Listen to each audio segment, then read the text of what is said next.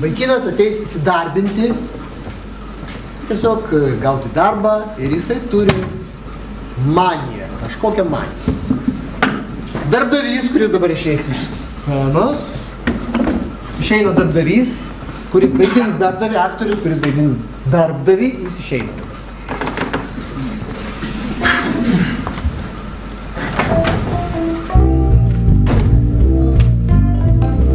Taigi dabar sugalvokime, kokią maniją turi žmogus, kuris ateis darbintis. Ausų spenelius mėgsta. O ką mėgsta daryti?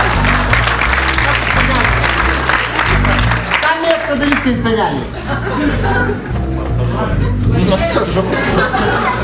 Laižyti. Masažuoti. Žodžiu, visai tiesiog mėgsta ausų spenelius, bei jų gyventi. Gerai. Pakvieskime darbdavį. Jūs ateinate. Darbdavį irgi sugalvokime, kokią profesiją jisai. Kaip? Komisaras, režisierius. Gerai, tegu būna, sakykim, režisierius. Kviečiate į darbą.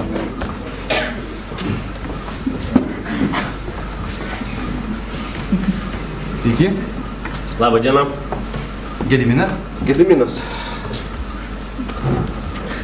Matytas. Tai jūs nesėskit, prašom, iš karto. Prašom, stokit ir, kaip sakant, imkimės, griebkim jauti už ragų. Gerai, tai jūs norit dirbti pas mus teatre, ar ne? Taip, tikrai norėčiau, nes dabar aš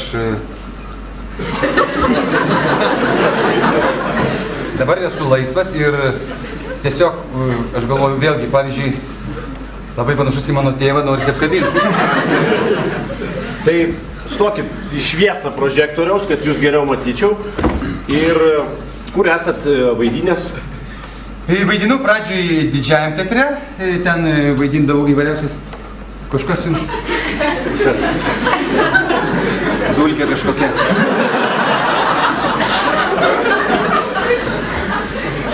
Nu, aš klausau, taip, tęskit. Bet po to aš buvau pasiėmęs tokio kūrybinio atostogų, buvau išvažiavęs į New Yorką. Tarp kitko norėčiau papasakoti jums apie New Yorką. Aš esu irgi ten buvęs, gal kalbėkime apie reikalus. Tai koks būtų jūsų svajonių vaidmuo? Šiaip, tikrai, aš dabar galvoju chirurgą vaidinti, plastinės chirurgijos. Ir labai, suprantat, įdomu, aš pavyzdžiui, kaip aš repetuoju, iš karto žmogaus veido. Neliečiam, gerai mane, kas sudaro? Kodėl jūs liečiat mane? Mes pirmą kartą esame matomi, viens kitą matom, ir kodėl jūs iš karto... Išmušėt mane, aš negaliu iš visus į mano erdvę. Kaip jūs dirbsit šitam teatre, kai jūs į režisierių... Žinot pirmą taisyklę teatro, kad režisieriui negalima tarti iš vis eiti. Dar čia tas pats, kas peleninę gesinti jo... Aš labai atsiprašau. Cigaretę jo peleninę. Patilėkit, sekundę man reikia nusiraminti. Leiskit, aš paglaustysiu.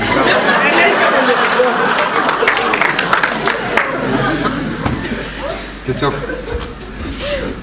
Mane ir mokė ir akademijoje, kad... Pas ką mokėtės jūs? Mokiausi aš pas Vaicekauską ir pakankamai žymus pedagogas. Negirdėjau tokio. Kuom jis tai žymus? Pirmas dalykas tuom, kad jisai visą laiką sakydavo apie fizinį kontaktą, kad jeigu tu negali, kaip turi tabų ir pavyzdžiui, absoliučiai nesvarbu, jeigu dabar padarykim, įsivaizduokim, kad jeigu aš plastinės chirurgijos chirurgas, tai koks... Gerai, palaukit, čia aš pasakysiu, ką jums įsivaizduoti ir ką daryti. Jūs kokį paskutinį vaidmenį sukūrėt? Aš vaidinau... Aš žinau, Didžiąją vaidinot ir norit chirurgą, o ką suvaidinot? Vaidinau aš žuvėdroj. Ką vaidinot? Treplę. Ir buvo tokia scena, jeigu atsigultumėt, gulkitės, dabar jūs... Aš žinau, ką daryti. Aš atsiprašau, vėlgi, visa ta ir nervinė įtampa man, kuris susikaupus, Nuo ko jinai susikaupus? Aš pirmiausia, tai noriu, kad betarpiškumų ir draugystės. Gerai. Reikia užkariauti ir užkovoti. Ne tokiais būdais ir ne pirmą kartą. Nu, aš nesuprantu, jūs... Kokį šį Auskarą įsivėrės? Kokį? Dauguviečių Auskarą. Apdovanojimą gavau. Pas mane yra su Deimantu. Norėtumėt pasikeisti? Tiesiog... Būkit geras aš. Jums viską? Palaukit. Atsiprašau, režisieriau, jums atnešti kavos? Neš.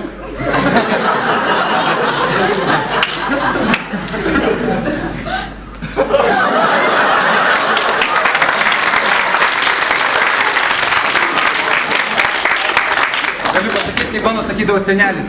Iš kvapo pažinsi žmogų, aš tai prie jo arčiau. O kas jums daro? Kodėl jūs visą laiką tai prie manęs lenda? Jis manęs nelies, nori jis mane irgi lies. Nenoriu aš jūsų liesti. Liko 30 sekundžių. Jūs kažkaip... Ko jūs? Kodėl jūs... Aš einu ir jūs, man jūs eik persikėjus. Jūs gal apsišaukėlis kažkoks režisierius, jeigu jūs čia... Režisierių kabutė? Ačiū. Žiūrėkit, žmogus paprasčiausiai žiūri, puikus aktorius, o jūs negalit ką sunku kažką? Nenoriu aš jūsų to darbo. Dirbti čia užsikneisi su savo ta... Kas čia bus jūs per ten? Organikos pas jūs nėra, einam.